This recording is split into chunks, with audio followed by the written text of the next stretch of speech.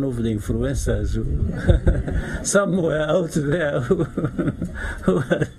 whom they are at the same time using, and then they are quoting that one as evidence. I mean, so this is a world you must really try and learn to be sophisticated, at least in understanding the nuances of these things and the world we live in.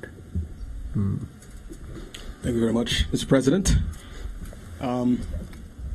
Maybe a question from the front. Naomi.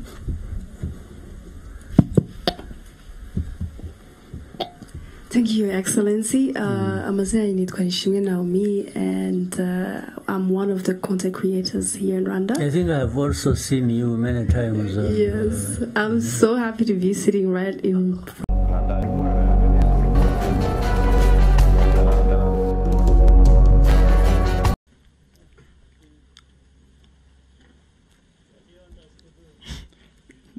Mwaramutse neza nyakubahwa Perezida wa Repubulika.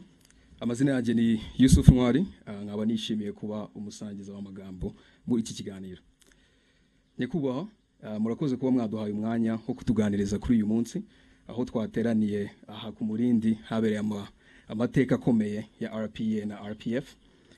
Tukaba twaje turi urubyiruko, twese cyangwa se benshi muri twebwe dukoresha imbuga nkoranyambaga nk'umwuga cyangwa se mu kwamamaza ibikorwa bigiye bitandukanye dukora. Tukaba tunazi yuko social media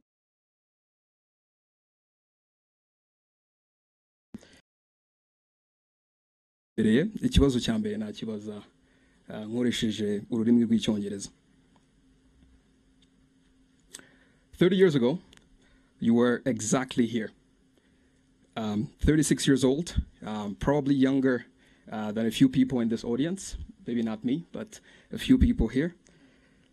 Outnumbered significantly, facing a reality that hundreds of thousands of people's lives, including some of your relatives, were at stake. Mr. President, take us back a little bit. We want to understand what was your state of mind in that specific moment when you gave the order that started the campaign to fight against the genocide against the Tutsis. Thank you.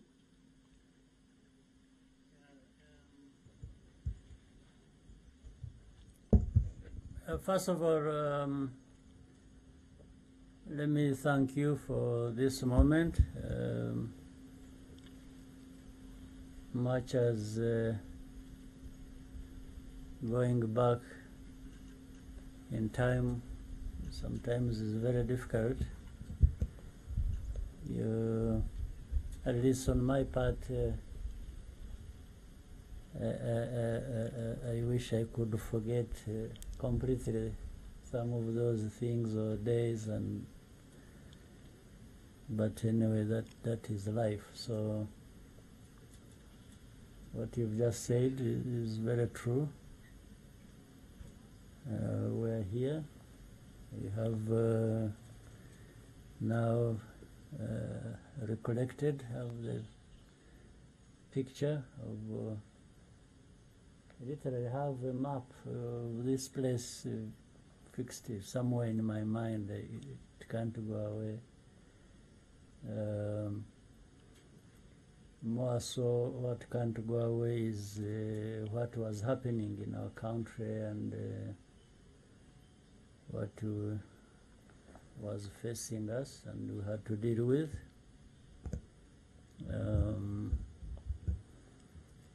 You know, I speak from my understanding. When you are faced with a situation like that was at the time, there are few things that come to your mind, and there are few choices. Either you face what it is, however difficult it is, and invest everything in you to deal with that, or you break down and run away. There is really nothing in between. Either you do something and or don't do it, and the consequences either way are very obvious. But at that time, sometimes it is not obvious.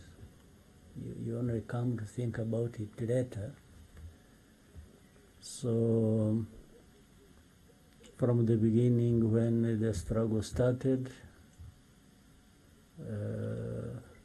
we understood the magnitude, the weight we have to carry in doing what we are trying to do and achieving what we had in mind.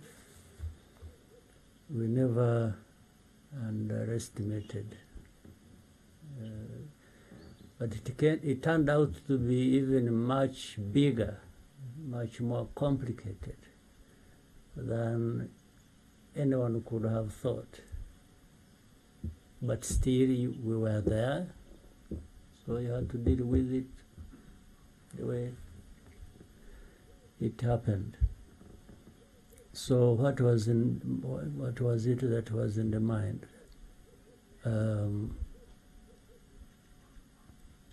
You don't want to go too far ahead of yourself, because if you do that, you probably will make a mistake, because either you are thinking about defeat or thinking about victory, which has not happened.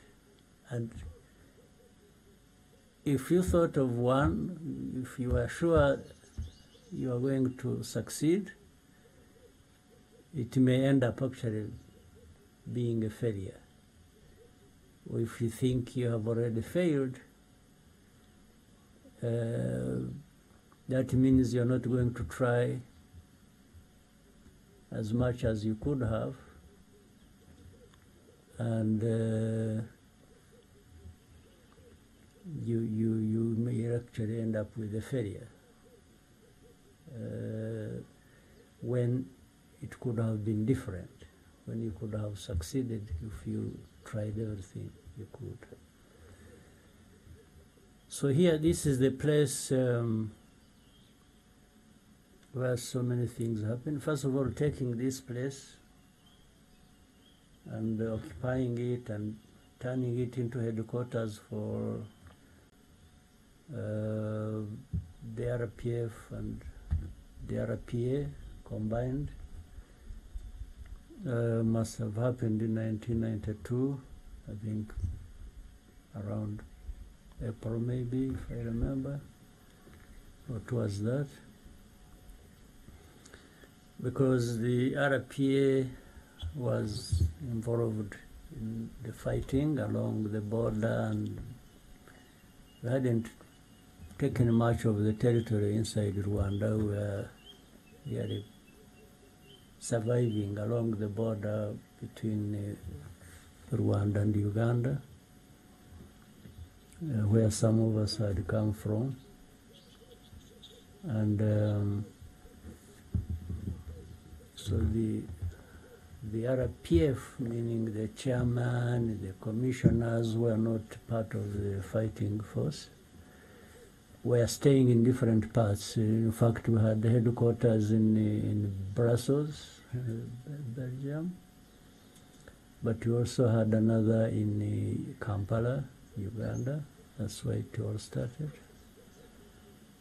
And then sub-headquarters in different parts of the world. So when we took this place, we were able to bring the two closer together, or really together, the RPA and the RPF. And this became our headquarters after taking, because, you know, a little bit of history. When the war started, 1990, I was, before that, I was serving in the Ugandan army and so on and so forth. Most of us were, or a number of us. And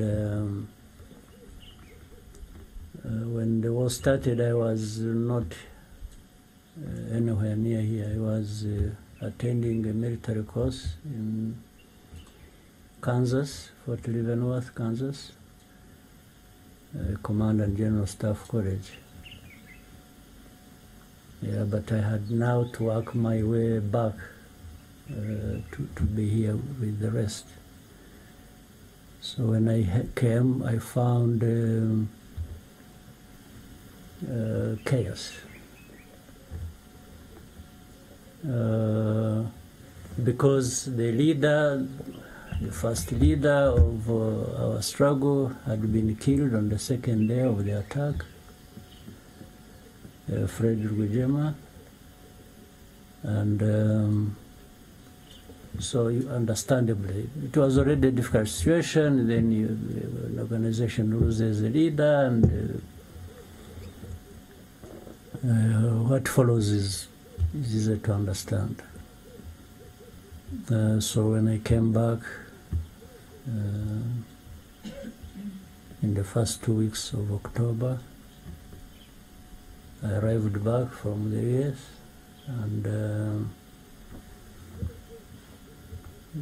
came and joined the others and tried to reorganize, and so that's when we reorganized and started fighting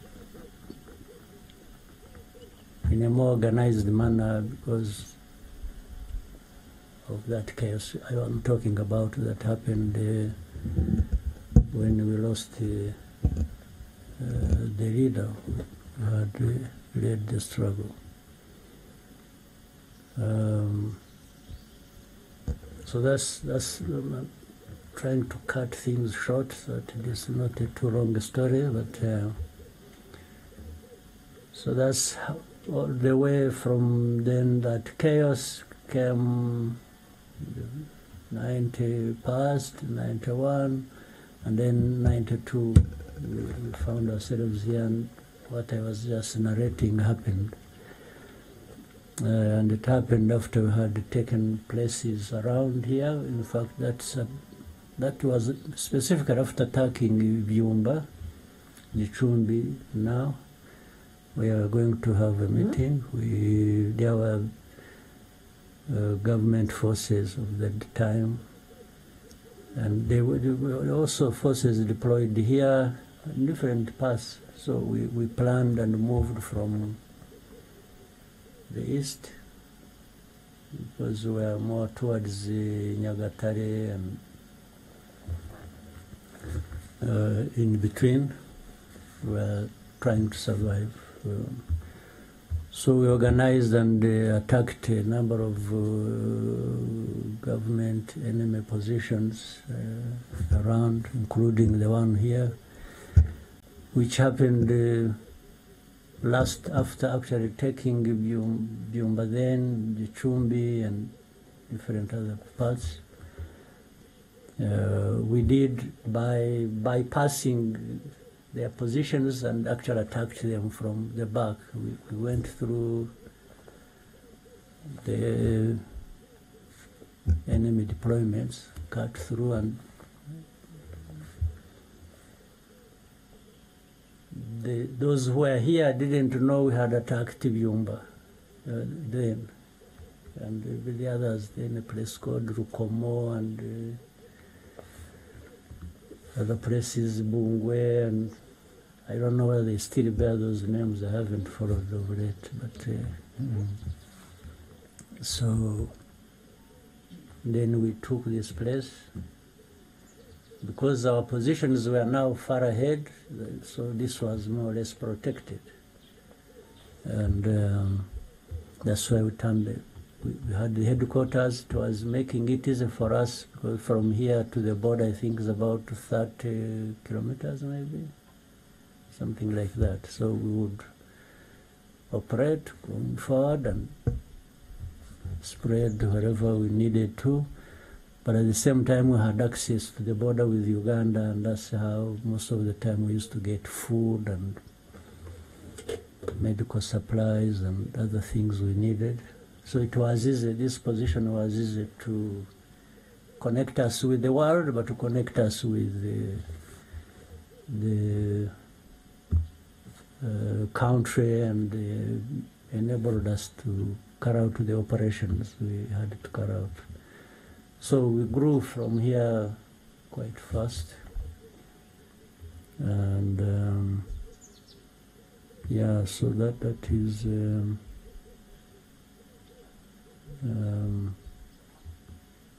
a number of things. It was coordinating from the east, but also that north now is when we were in Virunga. So it was like this. So we are here and used to coordinate.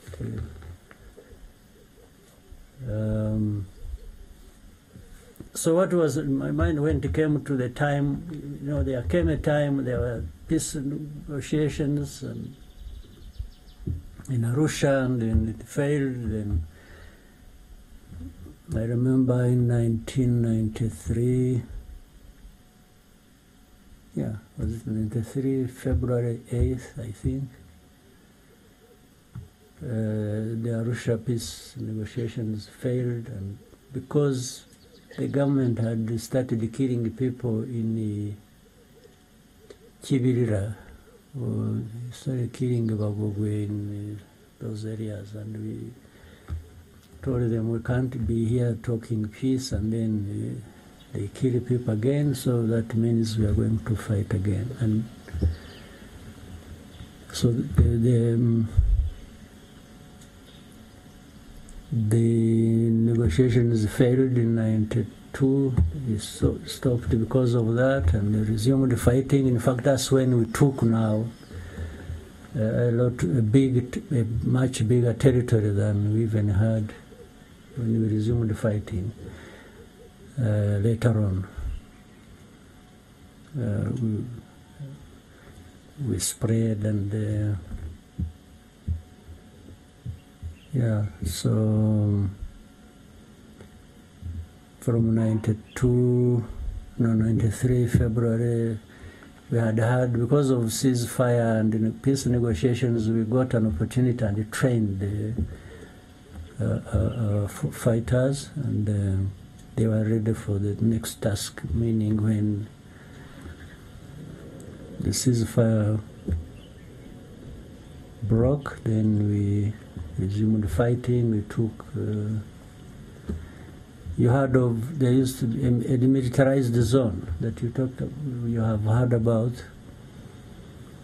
When we fought, took a territory, then there was a global outcry, and everybody was descending on us, and they thought we were going to take Kigali, actually.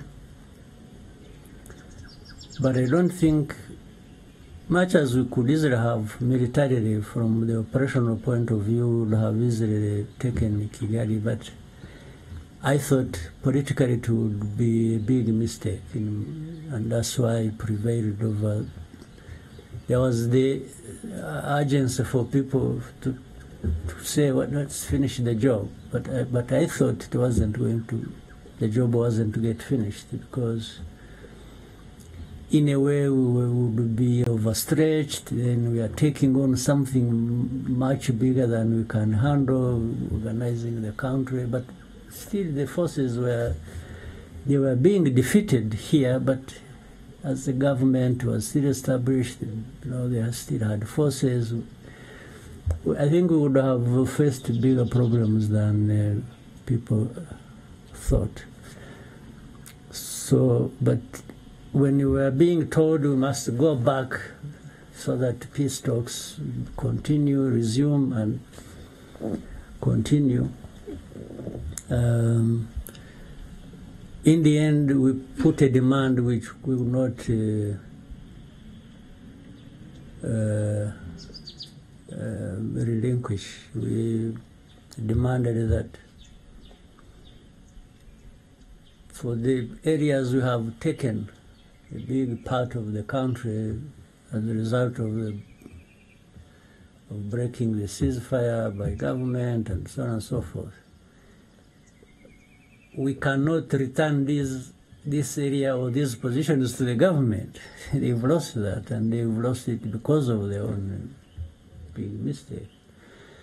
So we compromised to make things simple for everybody. We actually gave in to some demands, but created a formula that would allow us to take it. We said, if we leave this place,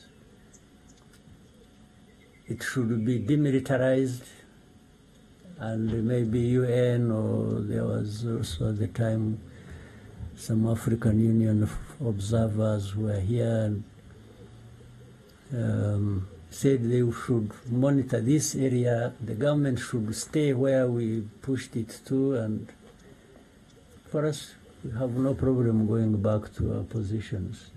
And this area in between remains a demilitarized zone. But we had already registered a huge victory.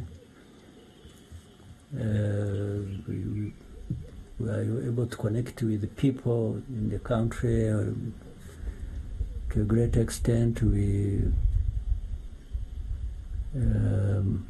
It put pressure on the government because they really got a very bad beating, and they were now open to more serious discussion.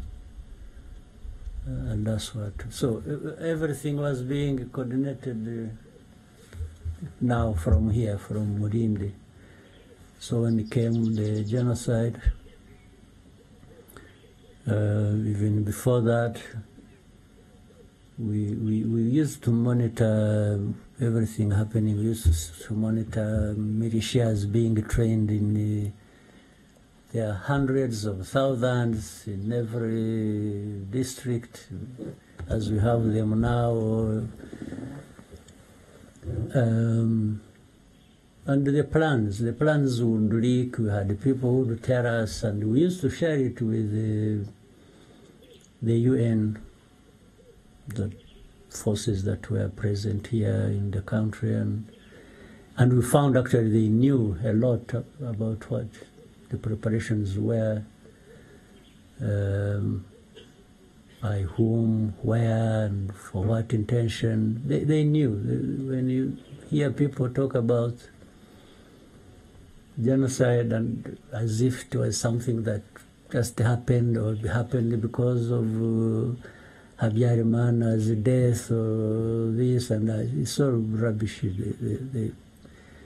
This happened way before. In fact,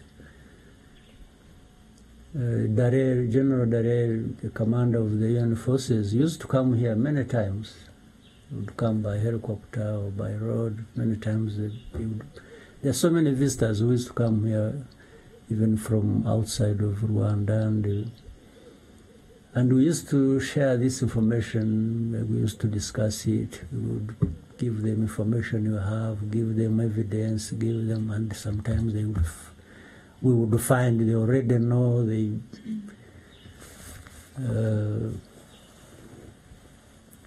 So, yeah, there's a particular question you raised, what the feeling was when things were happening, including when genocide started. You know,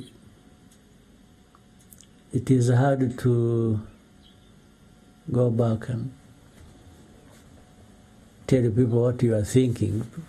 Honestly, I don't even remember some of the things I was thinking. Things were happening so fast, and it was so stressful, and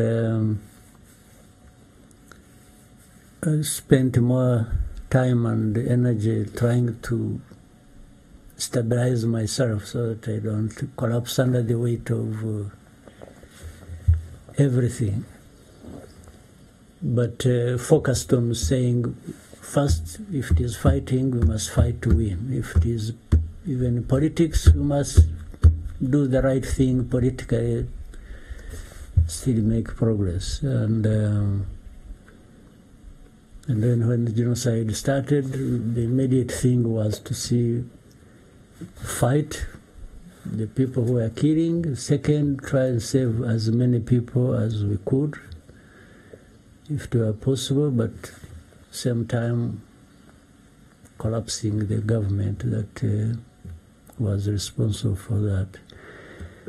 While we had many people, there's not a person even here, I'm sure among you, there's not a person here who doesn't have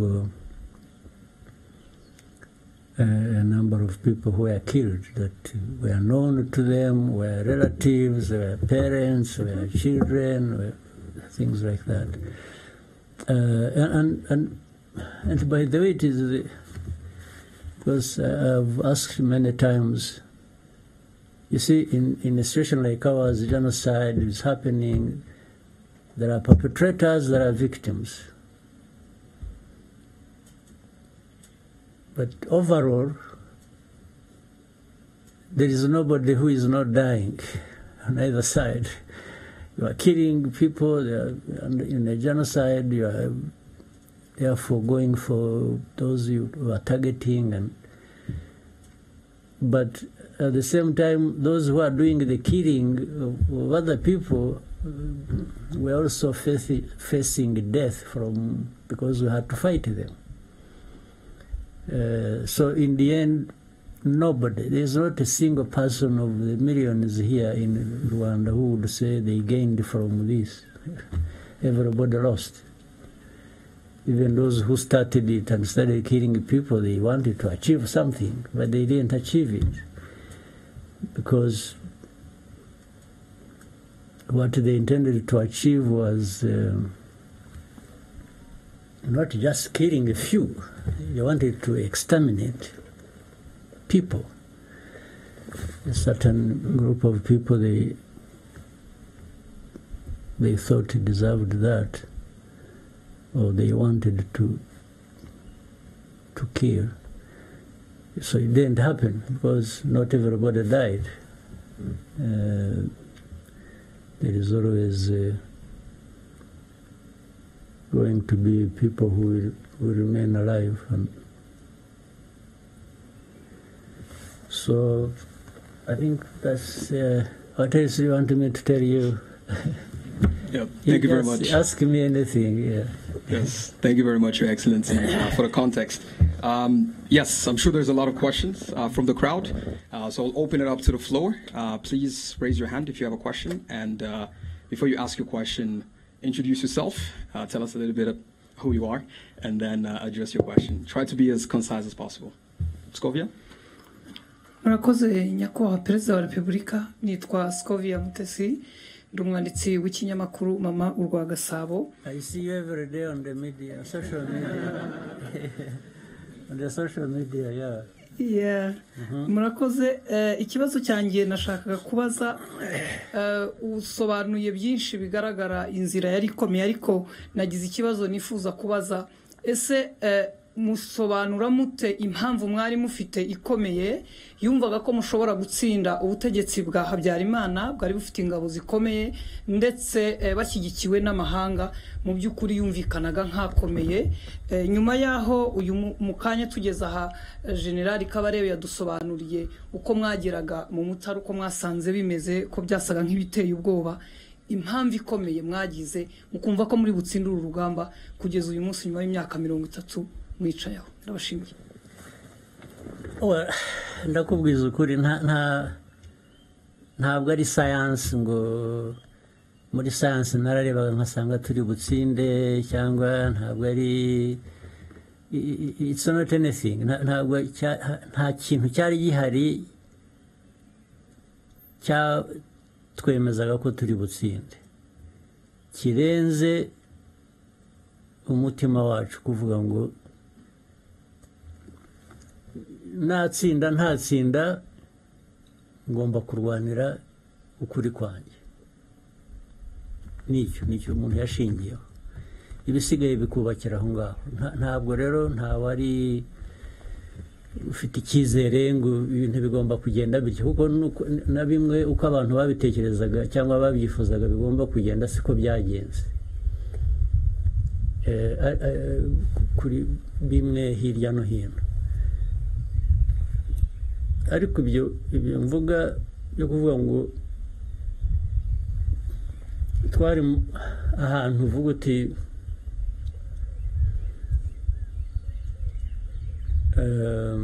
bya bintu natangiriyeho ngira ngo wenda nabivuze mu cyongereza mbivuga mu kinyarwanda aho uvuga uti ariko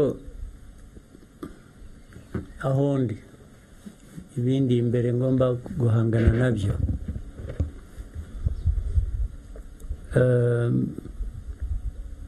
mfite uburyo bungana iki kugira ngo nkore kimwe cyangwa nkore ikindi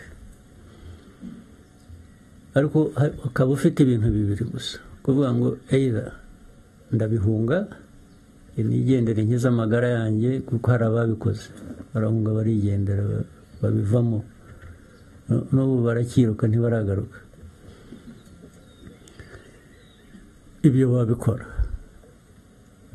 ikindi ni ukuvuga ngo oya ntabwo ndi bugenze ibyo narwaniraga n'ubundi ni ukuri kwanjye ngomba kubikomeza ni nabizera mbizire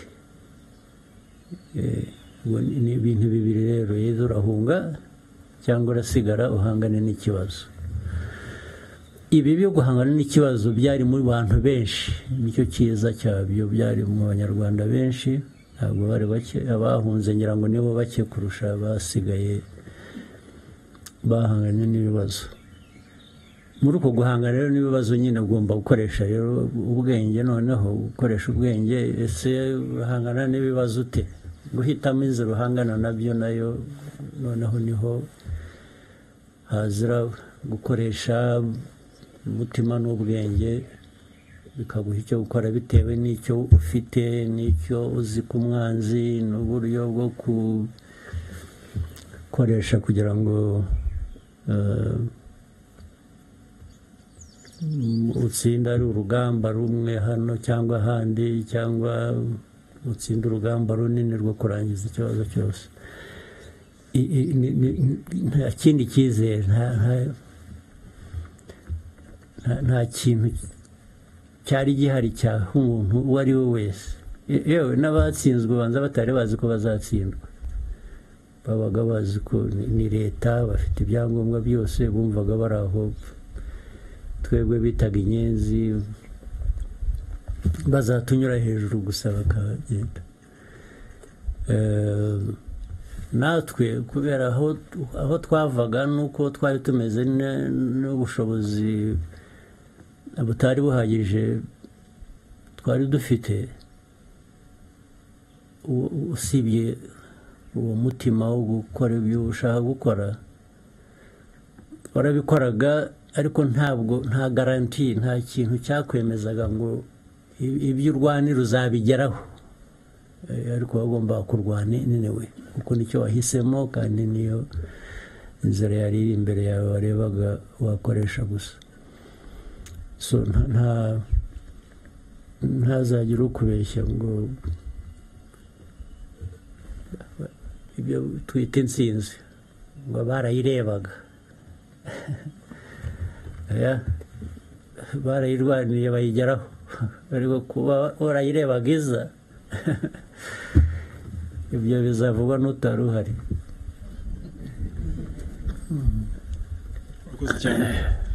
yes dufite ikindi kibazo adufashe na microphone kuri Eric yashize ukuboko kare. Thank you so much, Your Excellency. My name is Eric.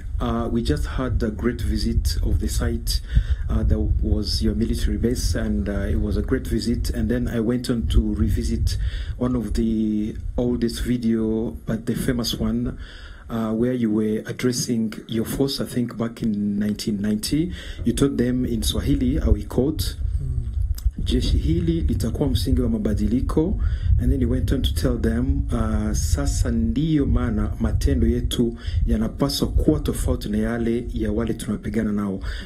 For me, these were super great values of RPA. So my question is, how could you envision unity and integrity knowing you were not even allowed in your country, even coming to visit your friends and family, you could sneak in. And then we also heard that, not here, I think we need to fact check this, that some of the Habyarimana forces that were wounded during war, some of them were treated here. And then where did these values come from, and how do they remain the foundational values of RPF today? Thank you so much. Yeah, societies anywhere, or people, whatever, have values, certain beliefs, what they think is the right thing to believe in. And then, so Rwandans have values. There's no question about it. In fact, that to an extent explains the problem the world has. In the world, there are some people in some parts of the world who think they are the only ones who have values, and their values must be conformed to by others, which I personally feel insulted by and could not accept, can't accept it. It is not true. There are no people with better values than others. And better, how do you measure that? Better in what sense? So, with the Rwandan values, and even with the effort to try and integrate the values, your own values, with other people's values, so that it is broadened, or you look at it in a global context the way it should be.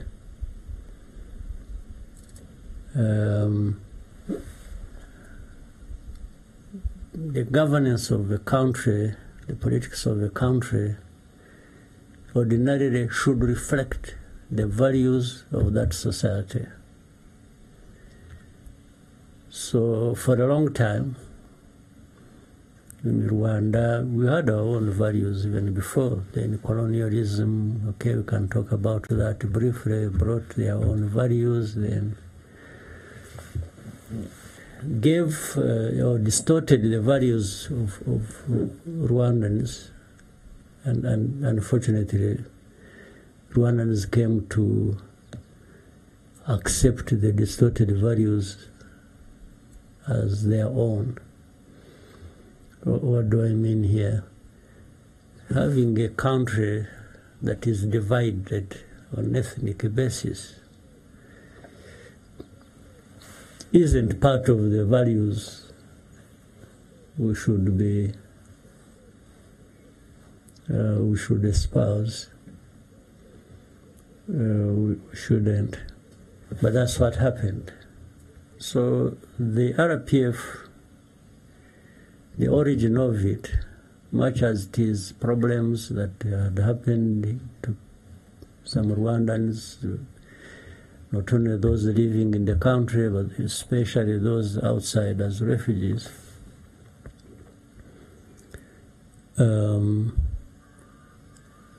For things to go back to the right order,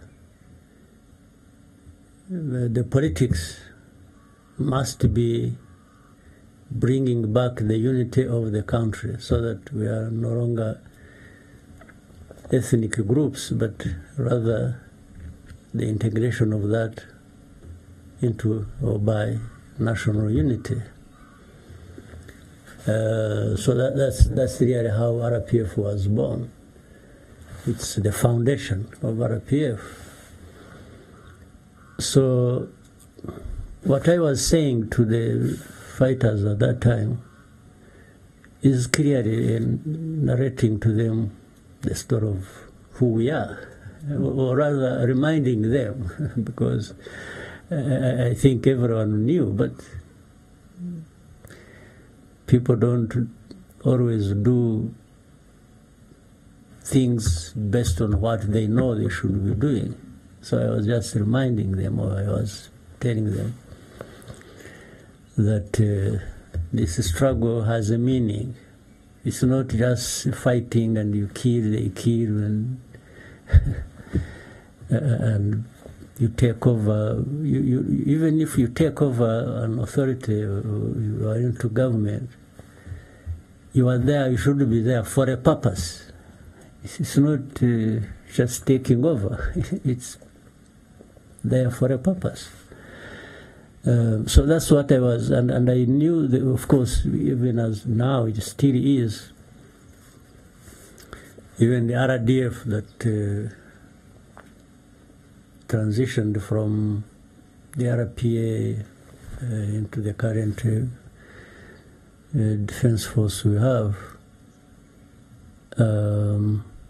is the center, the center of gravity here of what we are doing in the country, or the country, what it is, whether it is security, stability, socio-economic development, and so on and so forth. That message, and which they all understood, still plays part in what we are doing today, or who we are today, or what we want to be in the future. Yes, that differentiation between those who were fighting that later on committed genocide, or some of them had done so actually in many other, you remember this genocides of 60s, of 70s. So I was saying we are there, we are fighting for a cause that will change all that and create Rwanda to be what it should be. So that is even the message today, even tomorrow. Well, if we can fail to achieve it, but it remains, it stays the message. It is what should be driving us, even politics we are doing, even the elections we are preparing for tomorrow, and the campaign is here running up and down. I'm not running up and down for nothing. I'm running up and down for that message.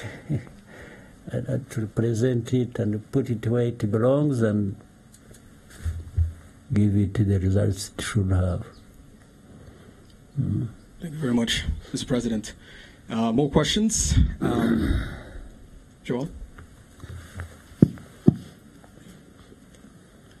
Yes, thank you, Mr. President, Paul Kagame. So my question goes, first of all, my name is Tikunde Joel. I'm a content creator and a proud first-time voter. My question is, your name is... So when you were here, you probably were not yet born. Yes. And I'm glad to be voting for the first time. All right. So my question is, your name is one that is known for intentional leadership, but today would like to know, how do you take care of Paul Kagame beyond the official roles that you play? Sorry, let me get your question again. Yes, your name is one that is known for intentional leadership. Yeah. How do you take care of Paul Kagame beyond the official roles that you play? Okay.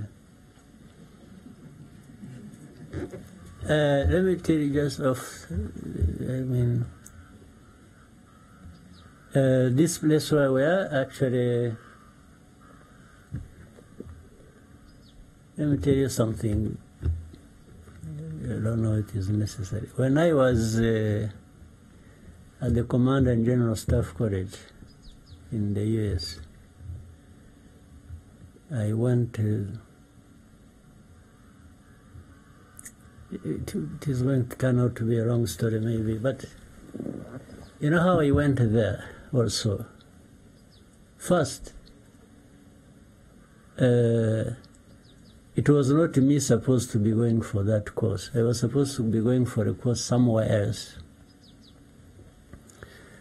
The one who was supposed to be going to the US was Fred Urubyiruko to attend that course. Even when I arrived at the course, I had to change the documents. Everything was recorded in Fred Urubyiruko's name. So we had to change all that into my names. But what happened, maybe, I'm sure many of you don't know.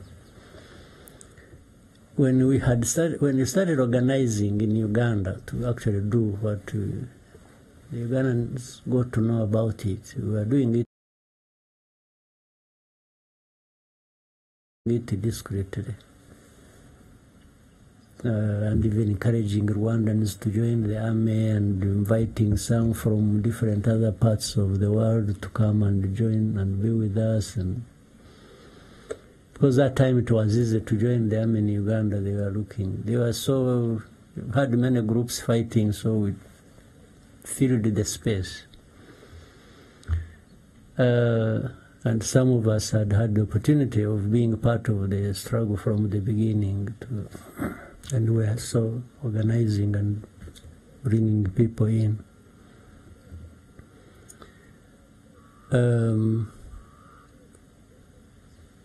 So the Ugandan system wanted to disorganize us so that we don't remain planning and doing what we wanted to do. So they wanted to send the top 3 of us, no, 4, scatter us outside the Uganda to go and attend courses while we, in the meantime, we get disorganized. So Fred Urubyiruko was supposed to go to the US. I was supposed to go to Nigeria. Bunyenyezi, you have heard of Bunyenyezi. Chris Bunyenyezi was supposed to be sent to some other place. Bayingana was supposed to be sent to Russia. So when we got to know about it, I talked with Fred. And I told him, I'm the one who insisted and encouraged him not to actually go anywhere, because that will just mess all of us up. He was our leader. Then he said, if you go, that means postponing it for another 5 years or something. So we agreed.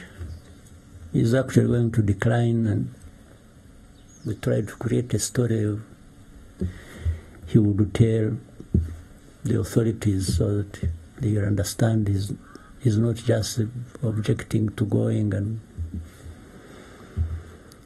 so he went back to the authorities, told them, and of course there was a bit of trouble. It was not well received.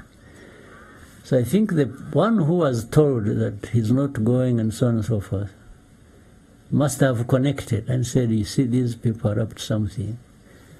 Then they said, okay, since you are rejecting it, then Kagame must go. So it was going to be either him or me, so that still they maintained that thing they wanted to.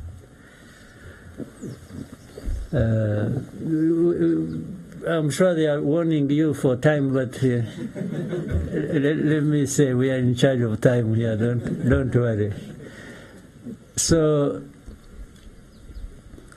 he declined, and they sent me, as if to say, okay, if you are going to go, then this one will go, because they never wanted us together. They thought if they got rid of one, they would just create problems for the other. So then they called me up and said, so you Fred was going, now he has problems, he's not going, so you should be the one to go. I said, I have no problem. So I went back and told Fred, I said, you see, now they think they have known our plans. So if I decline, they may actually put us in jail, both of us. So to survive this and continue our plans, you stay and do what we have been trying to do. And for me, I will go. But when things start, I'll anyway find my way back easily. I don't need any permission from anybody. So that's what happened. When I went for a course, blah, blah, blah, long story short. So later on, my wife, we had just been married. She's here. They must have thrown me out of the honeymoon and, and just and sailed to the coast. So but she found me there a few months later. But and that time I'm trying to arrive at a quick thing here and trying to separate the two Kagames and program 3 or 4, I don't know.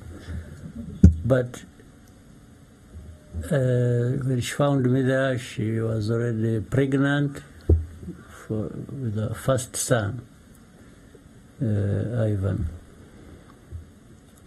And when the point I'm arriving at in 93, actually in 94, just before genocide, he was 3 years old. He was sent to me. I stayed with him in this house somewhere. Is it up here? Yeah, it's up here. I stayed with him for a few, maybe a week or less. In fact, when when Yayoboreye crashed in the plane, he was here with me. The boy was here with me. And we were, the news came, we were watching football. Where? In one of these houses. Well, yes. There was an Africa Cup tournament. I remember it was Senegal playing Cameroon, I think, when we were watching here. And somebody came with a message to me that Yayoboreye's plane had crashed and there is chaos in Kigali and so on and so forth. So what follows a different issue. But he was here with me. Now, you can see he was here with me not as a soldier, not as anything, but just as part of the family. So I was trying to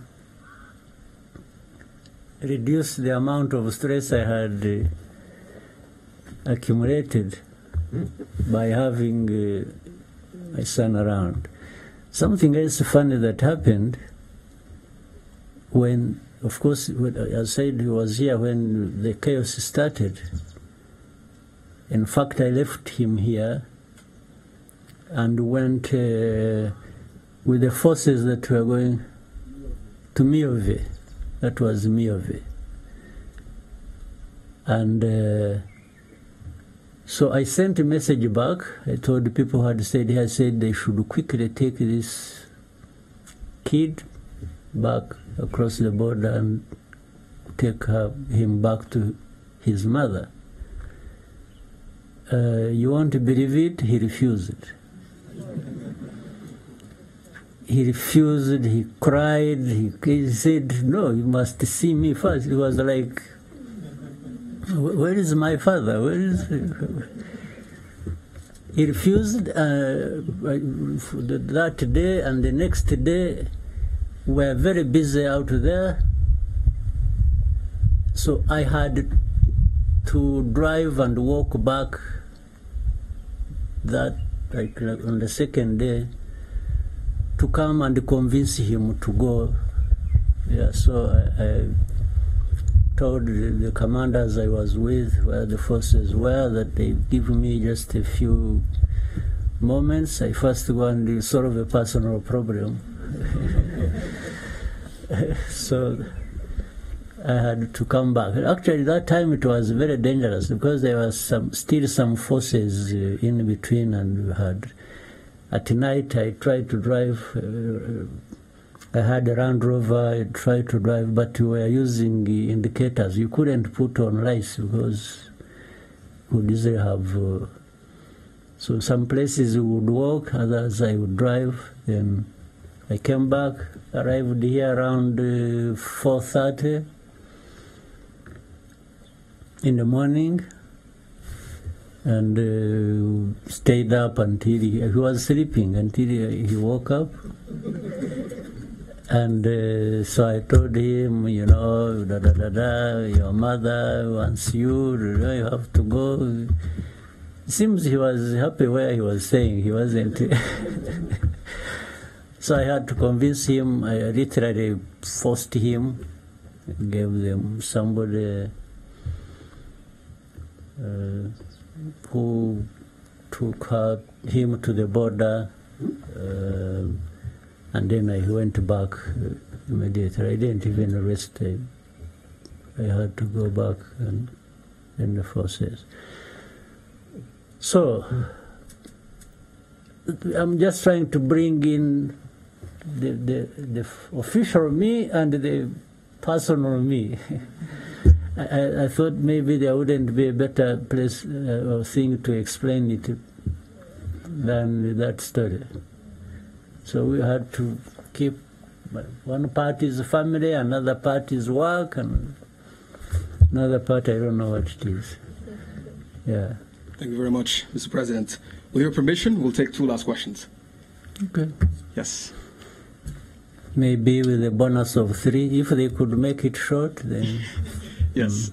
Lionel, please, can you help us with the microphone?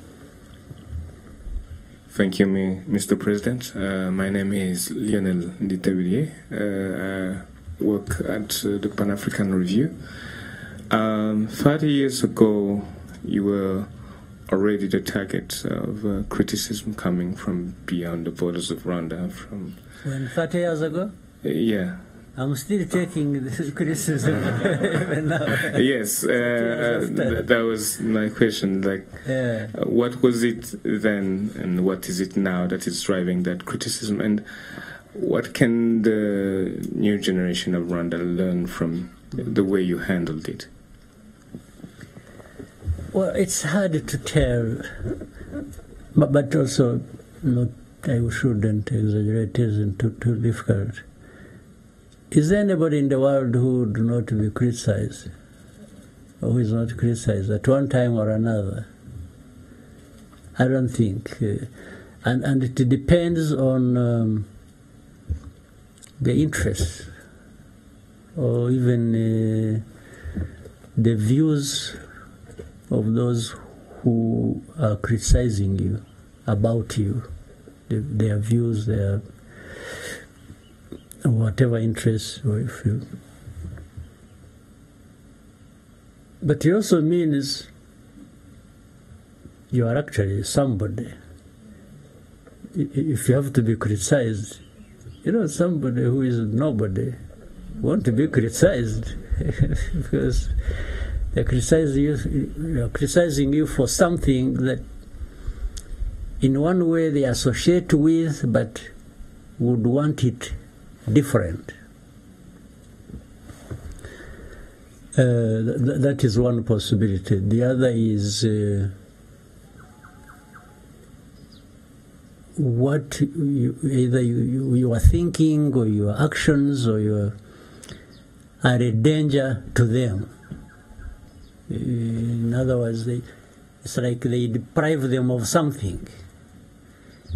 For example, if we two of us, I'm telling you, say, you know what, let's do this, or you are telling me, let's do this, so that we are not dependent on the other one. And the other one actually wants you to be dependent on them. They will not be happy that you are trying to be independent. So they will attack you for wanting to be independent, because they don't want you to be independent from them. And there are many tactics, there are many ways of doing that. They may not tell you directly that, because it looks ridiculous that they are attacking you for wanting to be independent. So they just find ways of creating a bad name for you, so that works against you, and it's not seen that they are the ones working against you. What is working against you is what they have created about you, the image. They make it look happen like that, and absolves them the responsibility of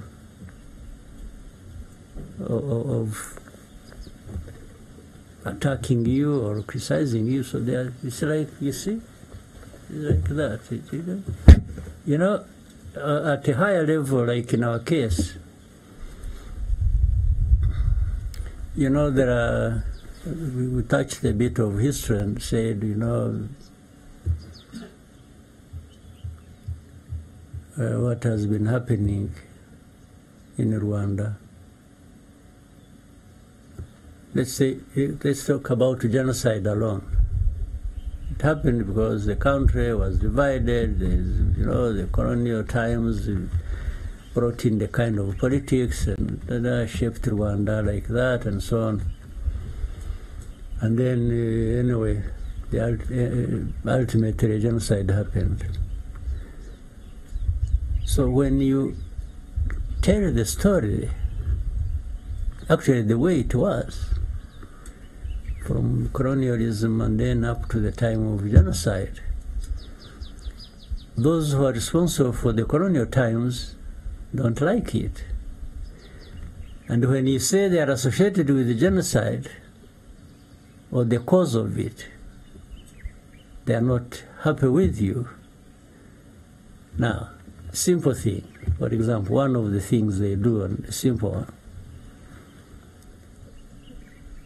they want to keep attacking you like you are a violator of human rights, no freedoms, no democracy, blah, blah, blah, blah, blah. By doing that, it's like they are saying, you see, what happened in Rwanda actually is not anything to do with outside. Rwandans have been killing each other. You see, the genocide was this. Killing this. So, and then they turn, that's the story of turning the victim into a perpetrator.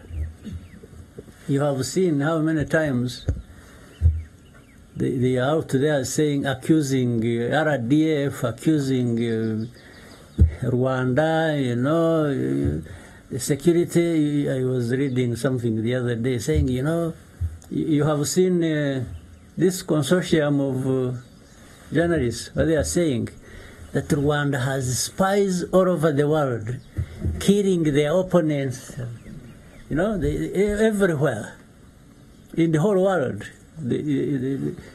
So it's like they keep saying this about Rwanda. Rwanda is just a bunch of killers, not only that, they killed each other, now they are killing opponents. Now, you see, that when you get lost in that story,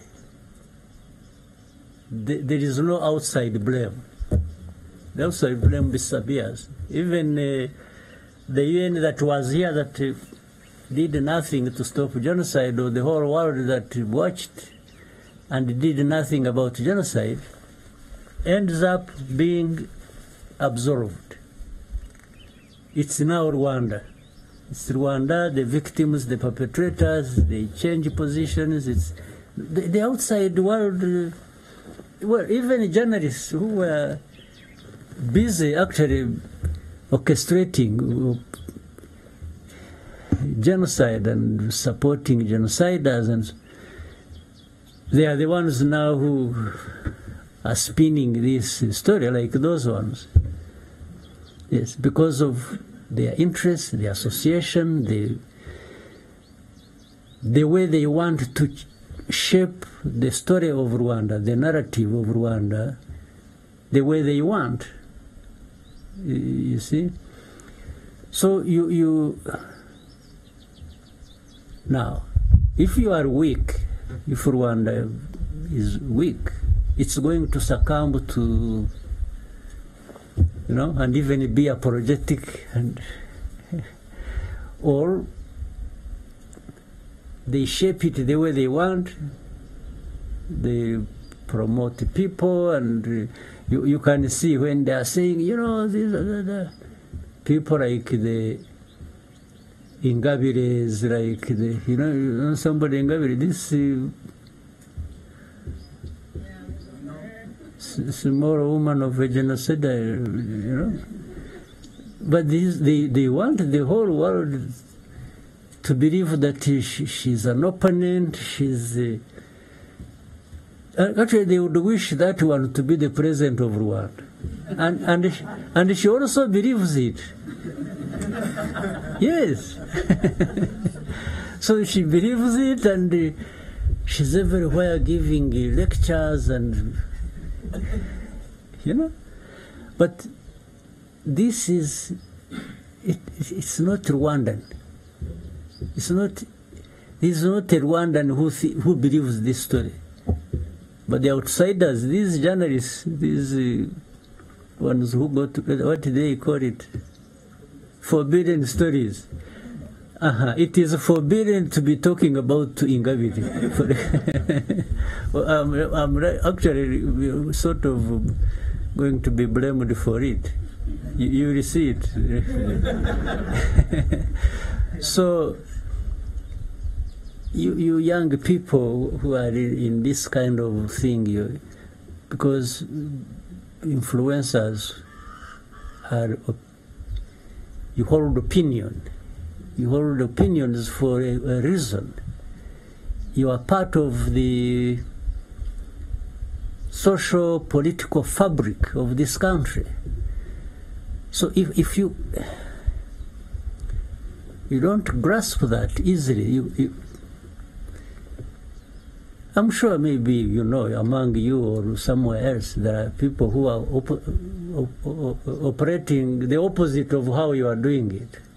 Yes, so they must be having a reason, either of their own or being used by others.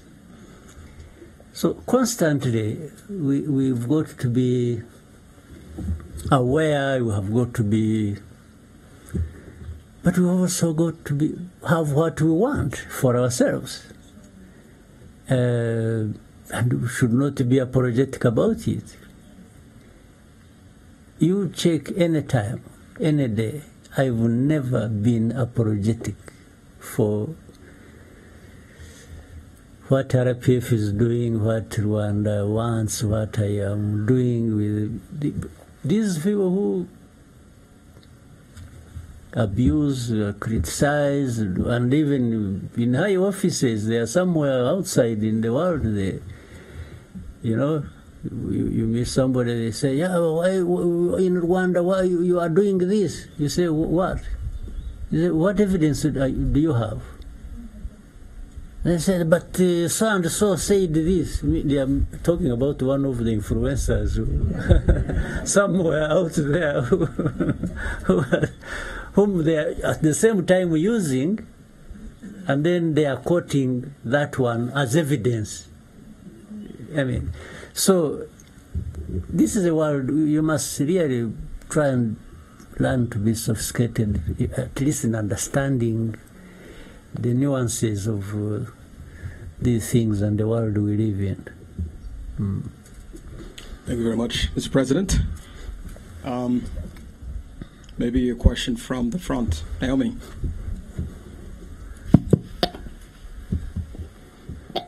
Thank you, Your Excellency. Amazina nitwa Nishimwe Naomi, and I'm one of the content creators here in Rwanda. I think I have also seen you many times. Yes, I'm so happy to be sitting right in front of you and next to the First Lady.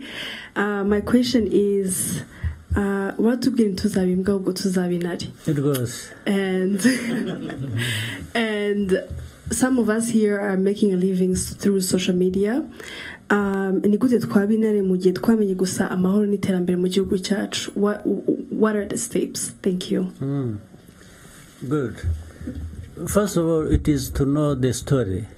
No kumenya, ugomba kumenya nibyo wasanze ari byiza, muracyari bato nyine bimwe mugenda mubyumva, ariko mukwiriye kubyumva, mukwiriye no kubimenya, mukamenya ngo ibi byiza ntabwo ari uko byari bimeze imyaka 30 ishize.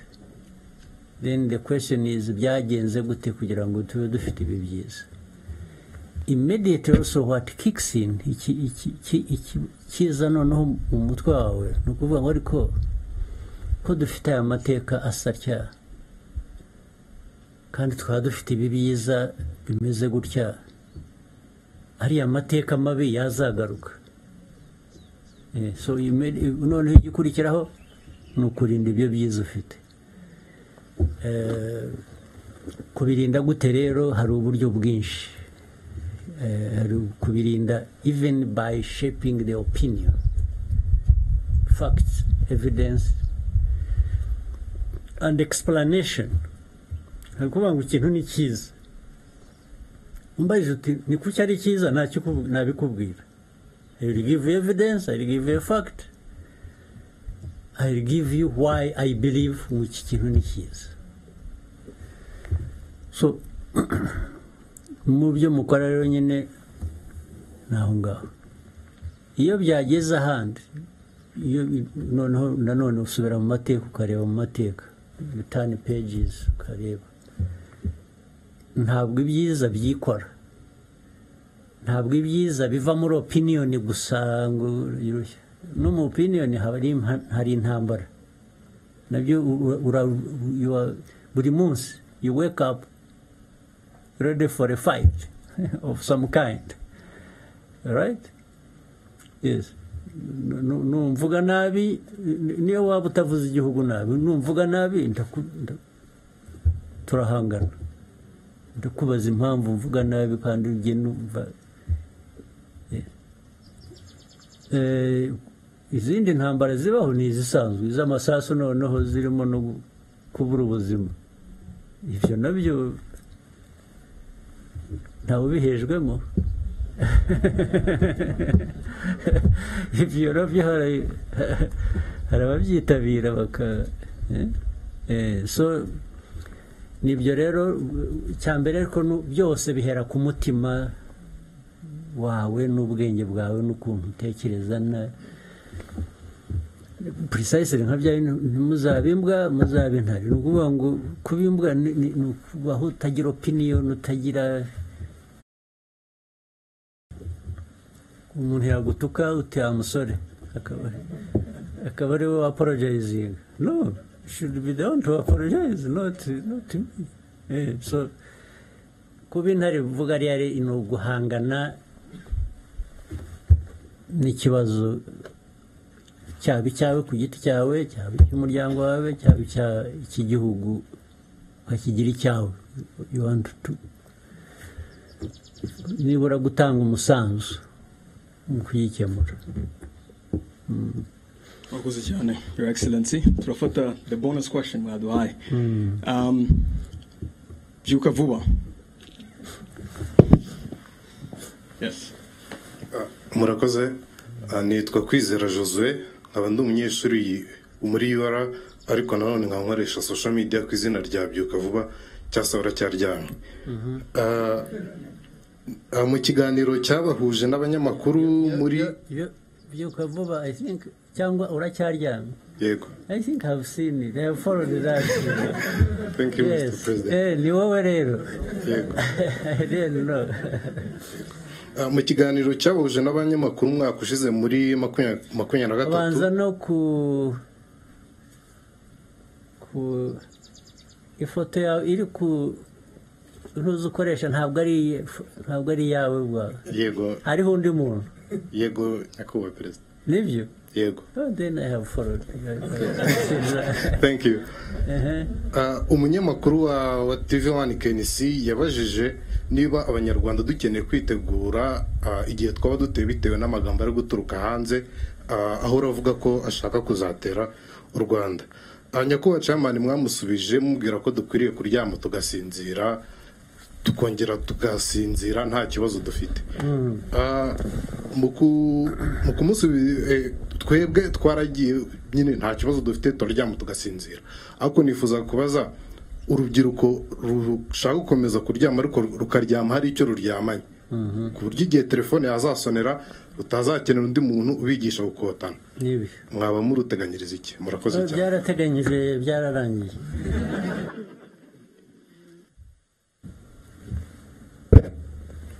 Kuvuga gutyo ngo uryame usinzire ni ukutabiha umwanya urenze uwo bikwiye.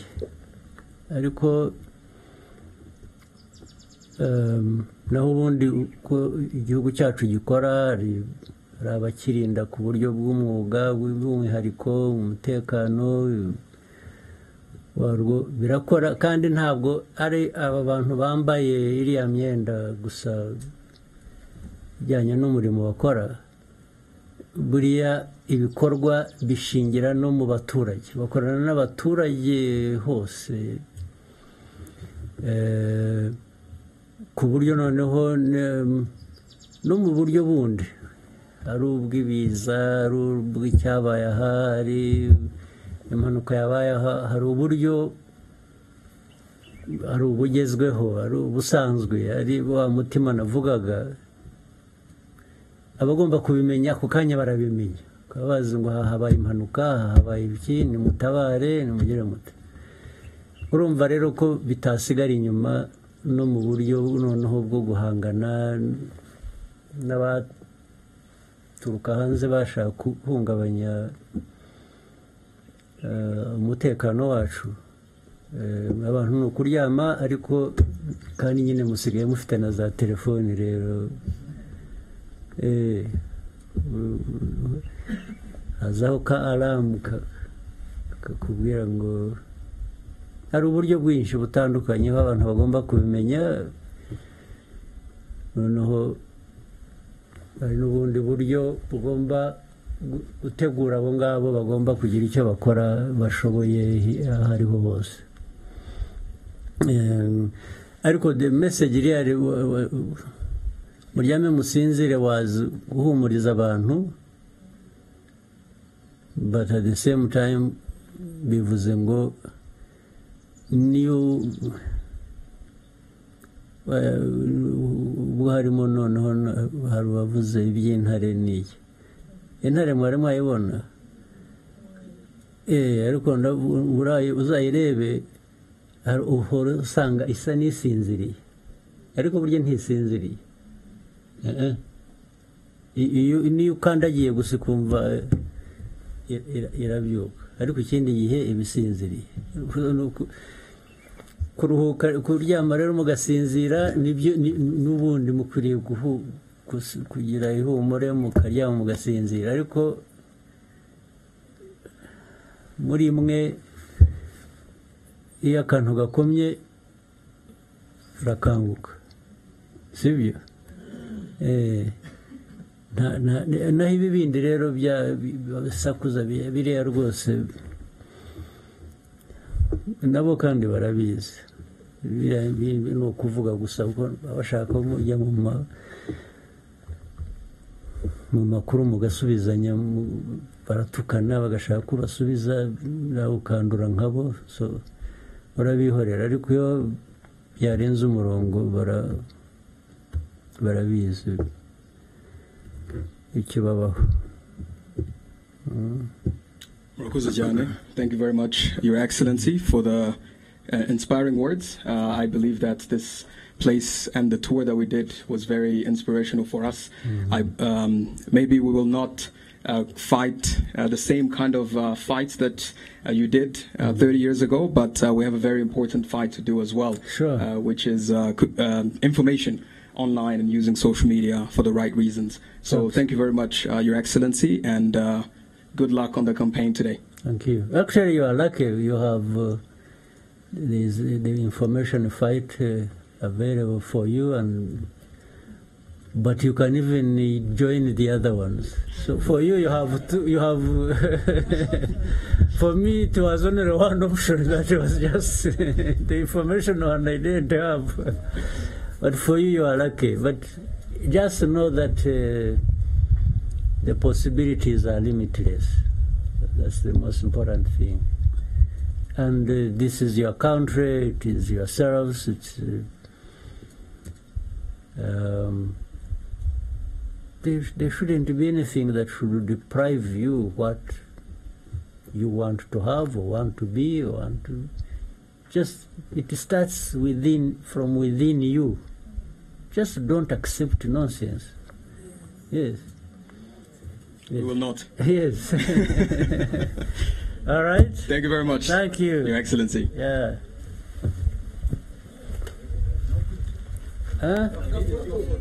So, have you organized? Can you organize? We have pictures and yeah.